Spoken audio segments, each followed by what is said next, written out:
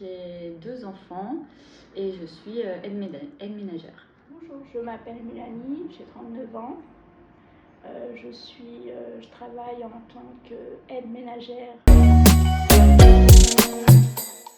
Je travaille depuis 5 ans. Je travaille pour Freedom depuis le 12 janvier, donc c'est pas très vieux.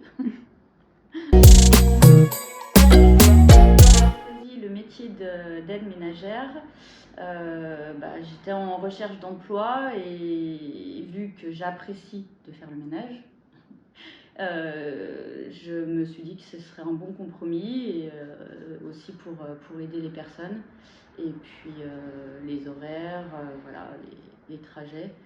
Donc je pense que oui, c'est un bon compromis pour moi. Mon travail, je l'adore parce que j'aime faire mon ménage, j'aime faire le repassage aussi. Donc mes principales missions, c'est l'aide à la personne, c'est-à-dire je vais autant repasser, faire tout le ménage de la maison. Je peux aussi, par exemple, des fois ça m'arrive de passer le balai sur la terrasse. Voilà. Le ménage, le repassage, les vitres. Aussi, je fais des couchettes des personnes dans les structures. C'est bon. L'agence est toujours disponible pour nous et à l'écoute aussi. Alors, ce que j'apprécie avec l'agence, c'est qu'elle prend bien en compte notre avis et elle nous arrange niveau horaire. Donc ça, c'est appréciable.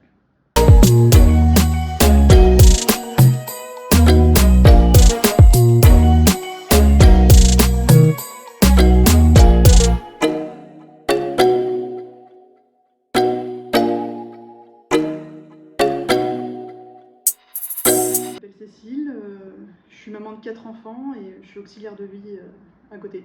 Je travaille chez Senior Compagnie depuis 1 an. Bonjour, je m'appelle Cassandra, j'ai 27 ans et je suis auxiliaire de vie depuis 4 ans à Senior Compagnie. J'ai toujours été proche aidante au sein de ma famille et donc c'était assez logique pour moi de m'orienter vers cet emploi, sachant que cette fois-ci au moins j'étais rémunérée. J'ai choisi ce métier pour le contact humain, pouvoir se rendre utile et pouvoir aider les autres.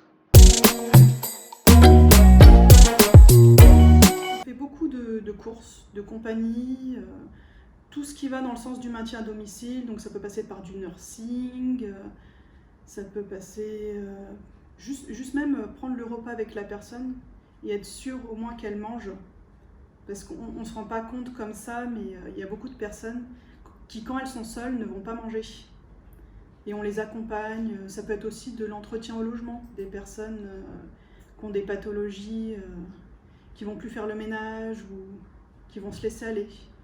On fait en sorte qu'elles puissent partir dans de bonnes conditions. Mes principales missions au sein de cette entreprise, c'est tout ce qui est toilette, au lit, au lavabo, douche, habillage, aide au repas, préparation de repas, aide administrative, courses, compagnie. Du coup, repas, tout ce qui est préparation au coucher et les couchers. Avec beaucoup de café. Et j'ai de la chance parce que je suis dans une agence où j'ai pu donner des horaires à pas dépasser. Parce que faut emmener les enfants à l'école, il faut aller les chercher, il y a les rendez-vous chez le médecin, il y a les enfants malades. J'ai ma grande qui est handicapée. Et donc ça avait été dit pendant l'entretien d'embauche. Et ce qui est bien, c'est qu'on a vraiment respecté mes disponibilités. Et c'est bien.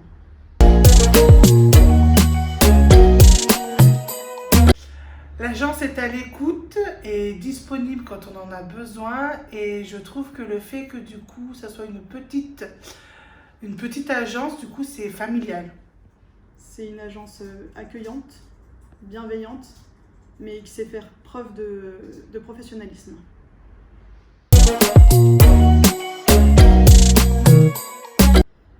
Eh bien, on passe plus de temps chez les personnes, donc on a plus de temps pour créer du lien, pour s'occuper de la personne correctement.